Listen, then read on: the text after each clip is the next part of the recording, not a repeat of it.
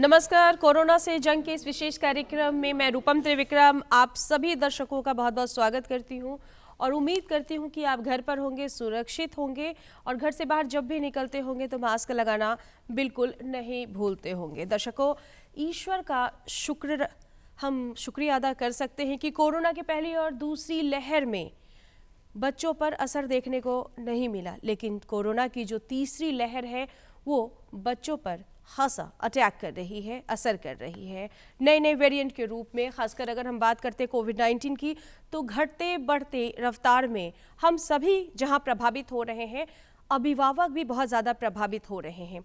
आप सभी अवगत हैं कि 15 से 18 वर्ष के बच्चों को का टीकाकरण भी शुरू कर दिया गया है। वे लोग काफ़ी खुश भी नज़र आ रहे हैं। जिनके बच्चे 15 वर्ष से अधिक उम्र के हैं, उनके पेरेंट्स भी अच्छे खुश नज़र आ रहे हैं, क्योंकि टीकाकरण से कहीं ना कहीं कोविड से बचाव भी हो रहा है। लेकिन चिंताजनक बात उनके लिए है, उन पेरेंट्स के लिए है, और वो काफ़ी परेशान भी नज़र आ रहे हैं जिनके बच्चे 15 वर्ष से कम उम्र के हैं। परेशान होने वाली बात भी है, क्योंकि उन्हें अभी उनके लिए टीकाकरण की शुरुआत नहीं हुई है। दूसरी बात कि कोविड की घटते बढ़ते लहर के बीच नए नए वेरिएंट भी आपको दिखाई दे रहे हैं, और ये सर्दी, खांसी, जुकाम, बुखार का मौसम है। तो ऐसे में बच्चों का बचाव कैसे किया जा सके, इन्हीं सभी सवालों से संबंधित हमारे यहाँ दूरदर्शन केंद्र में कई ईमेल और चिट्ठियाँ भी आती रही। तो इसलिए आज हम कोरोना से बचाव के कार्यक्रम में इन्हीं मुद्दों पर, इन्हीं मसलों पर चर्चा करने के लिए स्टूडियो में आमंत्रित किया है बच्चों के विशेषज्ञ डॉक्टर योगेश कृष्ण सहाय जी। बहुत बहुत स्वागत है आपका। और जो हमारा पहला सवाल है, पहले तो दर्शकों को मेरा नमस्कार। अब आपके जो भी सवाल हैं मैं चाहूँगा कि आपको बिल्कुल डॉक्टर योगेश जी, एक जो मेरा पहला सवाल है कि आप भी अवगत है कि 15 से 18 वर्ष के बच्चों का टीकाकरण शुरू हो चुका है और पेरेंट्स भी काफ़ी खुश नज़र आ रहे हैं, लेकिन जो 15 वर्ष से कम उम्र के बच्चे हैं उनका भी टीकाकरण की शुरुआत हमारे यहाँ नहीं हुई है। उन्हें क्या करना चाहिए? उसके लिए पेरेंट्स को घबराने की ज़रूरत नहीं है। जो कोविड से बचने के जो नियम हैं बहुत ही सिंपल है, लेकिन बहुत ही पावरफुल है। वो जो पहले बताया गया था, जो जब शुरुआत हुई थी कि मास्क लगाना है, सैनिटाइजेशन, हैंड सैनिटाइजेशन करना है, क्राउडेड एरिया में नहीं जाना है, एक डिस्टेंस मेंटेन करना है, वो मेंटेन करते रहना है, तो बच्चों को प्रोटेक्शन होते रहेगा और उसे इसलिए घबराने की कोई ज़रूरत नहीं है। और जब जो एलिजिबल बच्चे हैं जिनको टीका पड़ रहा है, वो तो बेस्ट है प्रोटेक्शन के लिए, टीका दिलाना है उनको। डॉक्टर योगेश, एक जो इम्पॉर्टेंट क्वेश्चन है और लगातार बहुत सारे पेरेंट्स ने ईमेल करके जानकारी भी लेना चाहा, जो बच्चे अभी कम उम्र के हैं, सर्दी, खांसी, जुकाम, बुखार जैसी बात उठती है, तो उनमें घबराहट होती है कि वो कोविड-19 से सफ़र कर रहे हैं, आइदर ओमिक्रॉन से सफ़र कर रहे हैं, आइदर डेल्टा वेरिएंट से सफ़र कर रहे हैं। तो ये तीनों क्या है और क्या डरने वाली कोई बात है? डरने वाली बात नहीं है। अगर सर्दी खांसी है तो जो कॉमन कफ एंड कोल्ड के सिम्टम है वो भी ओमिक्रॉन के भी हैं। तो अगर किन्हीं को अगर सर्दी खांसी है तो प्रिज्यूम कर लेना चाहिए कि मे बी ओमिक्रॉन का हो सकता है, तो वो जो प्रिकॉशन लेना है वो।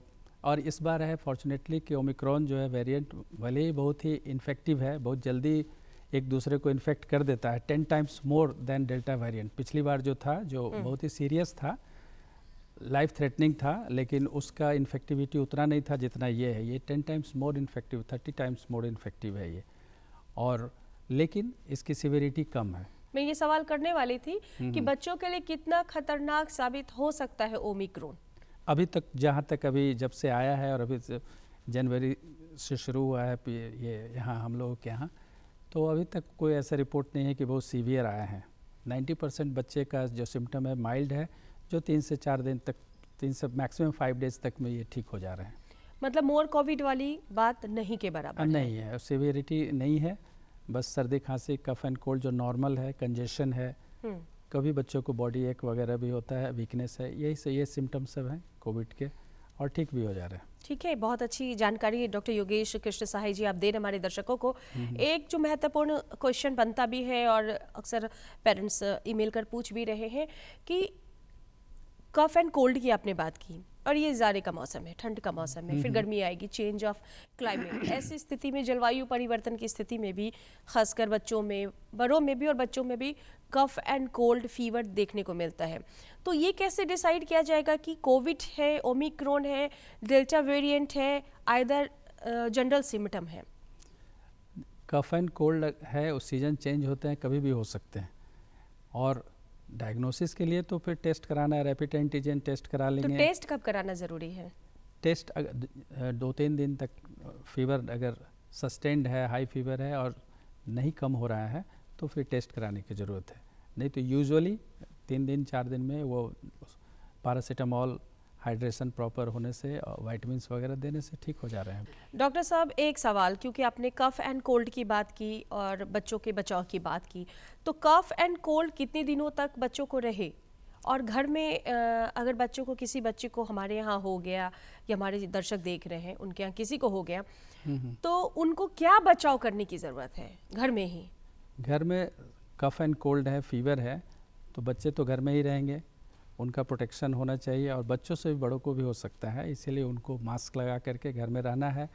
और उनको बाहर, ये जो है कि बाहर उनको नहीं निकलना है। जो भी घर में जो सीनियर है, एल्डरली है, दादा दादी हैं या पेरेंट्स हैं, उनको भी उनसे बचा करके रखना है और बड़ों से भी बचा करके रखना है। और जो टेम्परेचर अगर आ रहा है तो उसके लिए कॉमन है, पैरासीटामॉल हम लोग देते हैं। और डॉक्टर से कंसल्ट करें, ऑनलाइन कंसल्टेशन मिलता है और वो बताएंगे कि सर्दी खांसी बुखार है, तो वो जो दवा प्रेस्क्राइब करेंगे उनको देना है। घर में प्रॉपर न्यूट्रिशन देना है, फ्लूइड इंटेक ज़्यादा होना चाहिए। किस टाइप का न्यूट्रिशन देना चाहिए? न्यूट्रिशन वही है कि जो हेल्दी, आजकल बच्चे फास्ट फूड ज़्यादा प्रेफर करते हैं, उसको अवॉइड करना है। जो नॉर्मल हम लोग का रेगुलर जो डाइट है, चावल दाल सब्जी दूध पनीर फ्रूट्स वेजिटेबल, ये सब सारे हेल्दी डाइट्स हैं, उसको लेते रहना है। और साथ में हम लोग विटामिन सी जिंक वगैरह जो है डॉक्टर प्रेस्क्राइब करते ही हैं, तो वो तो बिना कंसल्टेशन के नहीं होगा। लेकिन हाँ, ये ज़रूरी है कि जब फीवर हो जाए तो सबको पता है कि पैरासीटामॉल देना है 100 एंड अबव हो करके, तो देना है। तो ये सब प्रिकॉशन लेने से। अच्छा, जो बड़ों में लगातार हम लोग इंटरव्यूज़ में सुने डॉक्टर्स की बात, आप भी डॉक्टर हैं, कि बड़ों के लिए कि अगर एक दिन फीवर है, अगर उनको पैरासीटामोल दिया जाता है, अगर फीवर उतर गया तो अपने आप को अलग रख कर आइसोलेट करके वो ठीक हो सकते हैं। अगर 3 दिन फीवर कंटिन्यू करता है तो मोर कोविड होता है, फिर वो टेस्ट कराएंगे। तो बच्चों में भी क्या सेम सिम्टम है? और क्या बच्चों में अगर ऐसे सिम्टम होते हैं, इस स्थिति में बच्चों को क्या टेस्ट करवाना चाहिए, बच्चों के पेरेंट्स को, बच्चों का?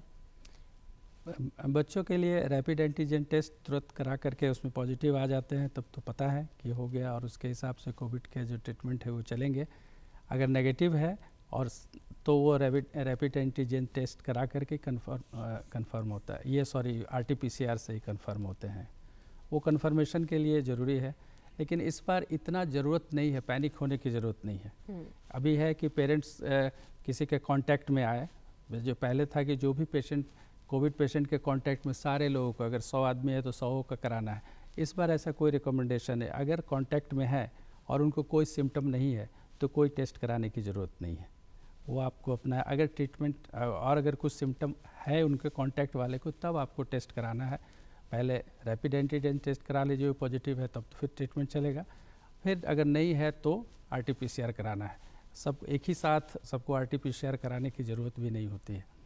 तो और बहुत ज़्यादा इस बार के लिए, जैसे पिछली बार था कि फीवर होने के बाद 14 डेज़ के लिए आइसोलेशन की ज़रूरत होती थी, उसके बाद फिर टेस्ट करा के फिर नेगेटिव हो। इस बार ऐसी कोई बात नहीं, आप 5 डेज़ ठीक है, 7 डेज़ के बाद आप अपने काम पर जा सकते हैं। तो ये सब सारे कुछ रिलैक्सेशन है, क्योंकि ये उतना जितना सोचा गया था कि इतना विरुलेंट है और इतना लाइफ थ्रेटनिंग है, वैसा नहीं है। क्योंकि वायरस जो है थ्रोट से ज़्यादा नीचे लंग्स में नहीं जा रहा है। तो वो जो सिम्टम पिछली बार इतने ऑक्सीजन की ज़रूरत पड़ रही थी, ब्रीदिंग प्रॉब्लम हो रहा था, रेस्पिरेटरी डिस्ट्रेस थे, वो इस बार नहीं है फॉर्चुनेटली। मतलब फॉर्चुनेटली पेरेंट्स को डरने की ज़रूरत नहीं है, डरने की ज़रूरत नहीं है कोविड पॉजिटिव अभी तक जो रिपोर्ट है, क्योंकि ये तो नया चीज़ है, नया वेरिएंट है, नया सिम्टम्स है। और सब जो वॉच कर रहे हैं, अपना देख रहे हैं उसके किस तरह का आ रहा है, उसके हिसाब से इन्फॉर्मेशन दे रहे हैं हम लोग। तो अभी तक है, डरने की कोई बात नहीं। हाँ, जिन बच्चों में कोमॉर्बिडिटी है, क्या कि जो ओबीज बच्चे हैं, डायबिटिक है, जिनको हार्ट का प्रॉब्लम है, किडनी का प्रॉब्लम है, उन लोग को थोड़ा एक्स्ट्रा प्रिकॉशन लेना है कि उन लोग को थोड़ा ज़्यादा असर कर सकता है और उसमें उनको अलर्ट रहने की ज़रूरत है, उनके पेरेंट्स को। प्रिकॉशंस, हाँ प्रिकॉशंस लेने की ज़रूरत है, डॉक्टर के कंसल्ट में रहने। लेकिन जो एवरेज हेल्थ के बच्चे हैं उनको के लिए उतना पैनिक होने की ज़रूरत नहीं है, प्रिकॉशन लेने की ज़रूरत है।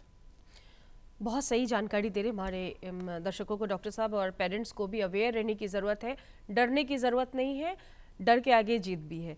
तो डॉक्टर साहब एक सवाल, रूमेटिक नामक बच्चों में पाई जाने वाली जो बीमारी है वो भी कहीं ना कहीं कोविड-19 से या नया नया जो वेरिएंट का नाम आया है डेल्टा एंड ओमिक्रॉन मिलता जुलता है, ये रूमेटिक क्या है, कितना हाँ, नहीं, खतरनाक आपने है? बहुत अच्छा सवाल किया है। रूमेटिक फीवर, रूमेटिक फीवर बच्चों में बहुत होता है और उससे मिलता जुलता ही सिम्टम है कि उसमें भी सोर थ्रोट होते हैं, खांसी होते हैं, गले में इन्फेक्शन स्ट्रेप्टोकोकल इन्फेक्शन से होता है और उसके एंटीबॉडी से जॉइंट पेन वगैरह होता है।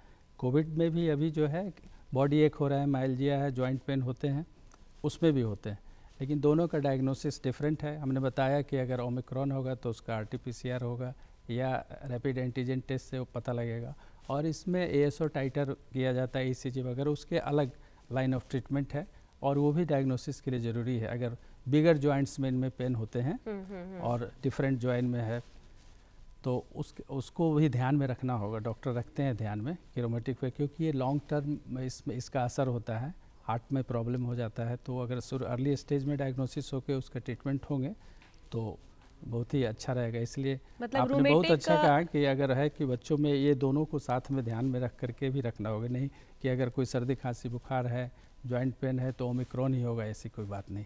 रोमेटिक भी हो सकता है। दूसरा भी चीज़ हो सकता है, उसको तो वो तो डॉक्टर को एसेस करना है, वो करते हैं। अच्छा, थोड़ी चर्चा हम रोमेटिक पर भी कर लेते हैं। रोमेटिक क्या, जैसे कोरोना कोविड-19 होता है बीमारी की, बीमारी नहीं मतलब छुआछूत जैसी बीमारी भी हम कह सकते हैं, या आसपास किसी को है तो हो जाता है, दूसरे को भी सांसों से हो जाता है, तो क्या रोमेटिक भी इसी टाइप का बीमारी है या कुछ अलग? नहीं, ये तो इन्फेक्शन है, थ्रोट में इन्फेक्शन, बैक्टीरियल स्ट्रेप्टोकोकल इन्फेक्शन से होता है, वो थ्रोट में होने से तो ऐसा कुछ नहीं है। मतलब अगर परिवार में किसी को है तो दूसरे को होने का खतरा नहीं है?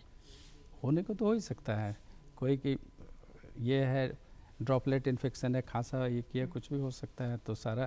अच्छा, मतलब मिलता जुलता है, इसलिए रोमेटिक हाँ। और कोरोना बच्चों में ये बात चर्चा का विषय लगातार मीडिया में बनी हुई है कि कोविड-19 बच्चों में, ओमिक्रॉन एंड डेल्टा वेरिएंट, और एक अलग बीमारी पहले से चली आ रही है रोमेटिक, तो कैसे? वो इंटायरली डिफरेंट है, लेकिन जरा सा सिमुलेट करता है तो उसको ध्यान में आपने पूछा तो बता, मैंने ऐसा कुछ नहीं है, लेकिन ये तो रोमेटिक फीवर तो बहुत पहले से है। बहुत अच्छा, बच्चों का इम्यून सिस्टम बहुत अच्छा रहे, क्या करना चाहिए पेरेंट्स को? इम्यून सिस्टम अच्छा रहे, एक तो है कि बच्चे को शुरू से वैक्सीनेशन का जो हम लोग का शेड्यूल्ड है बच्चों को कराना चाहिए, जैसे कि बहुत सारे जो हमारे जो बीमारी है उसके लिए वैक्सीन से बहुत अवेलेबल है, तो उससे उनका इम्यून सिस्टम बना रहता है। और दूसरा है उनके खान पान पर ध्यान देना पड़ता है, और दूसरा फिजिकल एक्टिविटीज़ में उसको लगाना है। डॉक्टर साहब, आपने फिजिकल एक्टिविटीज़ की बात की, तो बिल्कुल हम जब पिछले 2 सालों से कोरोना पैंडेमिक के दौर से गुजर रहे हैं तो कहीं ना कहीं पेरेंट्स का भी फिजिकल एक्टिविटीज़ कम है, तो बच्चे तो बिल्कुल घर में बैठ गए हैं, तो ऐसी स्थिति में कहीं ना कहीं उनमें बहुत सारी मानसिक अवसाद के दौर से भी बच्चे गुजर रहे हैं, क्योंकि हाँ, क्योंकि लगातार वो बच्चे जो फील्ड में दोस्तों के साथ घूमते थे, स्कूल्स में घूमते थे, खेलते कूदते थे, उसमें कमी आई है। तो ऐसे में पेरेंट्स को आप क्या सलाह देंगे कि बच्चों को मानसिक अवसाद से भी निकाला जाए, उनको खुश भी रखा जाए?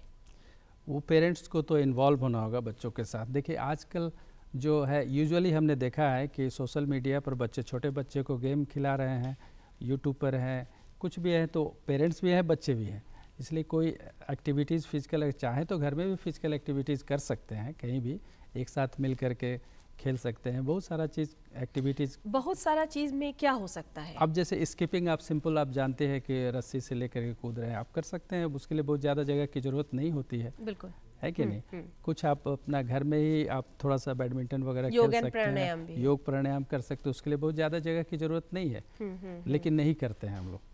अब वो है कि अगर एक्सक्यूजेज है कि नहीं हम पार्क खुला रहेगा तो पार्क में ही जा करके टहलेंगे, या जिम जाएंगे तो भी जाएंगे, तो ये तो एक्सक्यूजेज, जिस तरह की परिस्थिति है उसके हिसाब से आपको ढलना होगा क्योंकि कोविड के लिए हमने कुछ प्रोटोकॉल फॉलो कर रहे हैं ना कि डिस्टेंस मेंटेन करना है, क्राउड में नहीं जाना है, हैंड सैनिटाइजेशन करना है, एक है तो उससे बच सकते हैं। उसी तरह से फिजिकल एक्टिविटी हमारी चाहिए। तो हमारे पास हम अगर बाहर हम नहीं जा सकते हैं क्राउड में, तो घर में हम तो कर ही सकते हैं। योगा प्राणायाम के लिए तो बहुत ज़्यादा जगह की ज़रूरत है नहीं, है नहीं। तो बहुत सारे ऐसे चीज़ है कि कम जगह में हम लोग कर सकते हैं अगर करना चाहे तो वो पेरेंट्स को भी इन्वॉल्व होना होगा, खाली कहने से नहीं होगा, उनको खुद भी करना होगा, बच्चों के साथ मिल करके बहुत बहुत बहुत सही, क्योंकि पेरेंट्स अगर इन्वॉल्व होंगे तभी बच्चे भी अवेयर होंगे। अक्सर देखा जा रहा है कि पेरेंट्स जो है अपने काम में ज़्यादा व्यस्त होते हैं और बच्चों को मोबाइल दे दिया, ये हमारे अभी, और बच्चे जो हैं बस मोबाइल में तल्लीन हो गए और धीरे धीरे वो एक तरीके से मोबाइल फोबिया में भी जा रहे हैं। तो खैर, यानी अवेयर रहना बहुत ज़रूरी है, पेरेंट्स को भी, बच्चों को भी, और फिजिकल एक्टिविटीज़ बहुत ज़रूरी है। डॉक्टर साहब, अब हम पुनः कोरोना पर आते हैं। इन केस घर में कोई अगर कोरोना पॉजिटिव है, है ना, तो वो तो एहतियात बरत रहे, बच्चे को क्या एहतियात बरतने की ज़रूरत है? घर में जैसे पहला तो किन्हीं को कोविड पॉजिटिव है तो उनको अपने आइसोलेशन में चला जाना है, घर में ही आइसोलेशन में रहें। और कांटेक्ट में बाहर अगर निकल रहे हैं तो उनका मास्क जो है, मेडिकल मास्क जैसे होता है, एक दो तरह का, नॉन मेडिकल मास्क या फैब्रिक कपड़े वाला मास्क होता है सो, और N95 वगैरह है जो मेडिकल मास्क, सर्जिकल अलग है, सर्जिकल मास्क अलग है, और N95 अलग। तो उसको लेकर के कि दूसरे को इन्फेक्ट ना कर सके, और सामने वाला भी जो भी जिनको नहीं इन्फेक्शन है वो भी मास्क लगा करके अगर ज़रूरत हुआ तो एक डिस्टेंस से मिले। तो आइसोलेशन जिनको हो गया है हो जाना है, और उसके बाद अपने और लोग भी अगर हैं वहाँ पर तो उनको भी मास्क लगा कर घर में रहना है। बच्चों के न्यूट्रिशन अच्छा रहे, इसके लिए क्या करना चाहिए? बच्चों का जो न्यूट्रिशन है वो अच्छा रहे, और खासकर नवजात शिशु की मैं बात कर रही हूँ, उनको क्या करना चाहिए? देखिए, नवजात शिशु को तो मदर्स मिल्क के अलावा कुछ उससे बढ़ के न्यूट्रिशन में, मदर्स मिल्क के अलावा उससे ज़्यादा न्यूट्रिशंस कुछ है ही नहीं। तो 6 मंथ्स तक तो बच्चे को वही देना है। उसके बाद फिर वीनिंग होता है, उसके बाद फिर सीरियल्स वगैरह उनको दिया जाता है, लेकिन शुरू में केवल बच्चों को मदर्स मिल्क चाहिए, ठीक है ना। और हाँ, ये भी है कि अगर कोविड पॉजिटिव है मदर, तो वो मास्क लगाकर हैंड सैनिटाइजेशन से मिल्क को उसको रोकना नहीं है, वो अपना ब्रेस्ट फीडिंग करा सकती हैं। क्योंकि ये कन्फ्यूजन होता है कि अब कोविड पॉजिटिव हो गए, बच्चों को क्या करें, लेकिन बच्चों को फीड कराना है। और बड़े बच्चे को क्या करना चाहिए? खासकर आपने नवजात की बात की, जो नवजात से बड़े यानी 15 साल से पहले जो किशोर हैं, बच्चे हैं, उनको क्या करना चाहिए? वो तो न्यूट्रिशन जो बताया ना कि फ्रूट्स वेजिटेबल उनको चाहिए, मिल्क चाहिए, दाल चाहिए, अपना जो भी है वो खाना उनको जो प्रॉपर है, लेकिन है कि फास्ट फूड्स को अवॉइड करना है, जो यूजुअली आजकल बच्चे लोग कोशिश करते हैं, बाहर से मंगा लिया खा लिया, तो वो सब तो बॉडी का इम्यून सिस्टम नहीं बढ़ाता है। तो डॉक्टर साहब, समय का इशारा हो रहा है, तो आप हमारे दर्शकों को क्या संदेश देना चाहेंगे, और खासकर अभिभावकों को क्या संदेश देना चाहेंगे? बच्चों को या अभिभावकों को यही संदेश है जो बहुत ही सिंपल हमने शुरू में बताया कि कोविड से बचने के लिए जो सिंपल है लेकिन वेरी पावरफुल टूल्स है कि आप मास्क लगा कर रहें, सैनिटाइजेशन, हैंड सैनिटाइजेशन बार बार अपना करते रहें, एक डिस्टेंस मेंटेन करें, कहीं भी क्राउडेड प्लेस पर अगर ज़रूरत ना हो तो ना जाएं, और हेल्दी डाइट लेते रहें तो आप कोविड से बचे रहेंगे। और टीकाकरण जिनका भी है 15 से जो रिकमेंडेड है उनको तो टीका लेना है, जितना जल्दी ले ले। उनका जब भी नंबर आए आप अपना कोविन ऐप पर जा कर के वहाँ पर रजिस्ट्रेशन करा करके जब भी मिले आए, उसमें कोई हेजिटेंसी नहीं होनी चाहिए, ना पेरेंट्स को ना बच्चों को, उससे बढ़ के कोई प्रोटेक्शन है ही नहीं। तो डॉक्टर योगेश कृष्ण सहाय जी, आपका बहुत बहुत धन्यवाद कि आपने अपना कीमती वक्त हमें दिया, और हमारे दर्शक निश्चित तौर पर अवेयर हो रहे होंगे। दर्शकों और खासकर जो अभिभावक हैं, घबराने की बिल्कुल ज़रूरत नहीं है। 15 से 18 वर्ष के बच्चों का टीकाकरण शुरू हो चुका है देश में। आप अपने बच्चों का टीकाकरण अवश्य करवा लें। और जो 15 वर्ष से कम उम्र के बच्चों के पेरेंट्स हैं, उनका लगातार ईमेल आ रहा था, तो घबराने की ज़रूरत नहीं। निश्चित ही तौर पर आपको अवेयर रहने की ज़रूरत है। कहीं ना कहीं स्कूल्स भी अभी बंद पड़े हुए हैं, ऐसी स्थिति में बच्चों में लगातार मोबाइल फोबिया भी देखने को मिल रहा है। तो आप अपने बच्चों को थोड़ा खेलने कूदने में भी इन्वॉल्व करें, पढ़ाई में भी इन्वॉल्व करें, और डरे बिल्कुल नहीं। अगर कोरोना से बचना है, बच्चों को भी मास्क लगाने की आदत डालें, समय समय पर हाथ की सफाई और सैनिटाइज करते रहें। और एक शिक्षा तो जरूर कि 2 गज की दूरी बहुत है ज़रूरी। तो देखते रहें कोरोना से बचाव कार्यक्रम। अपना ख्याल रखें, हमें दे इजाज़त। नमस्कार।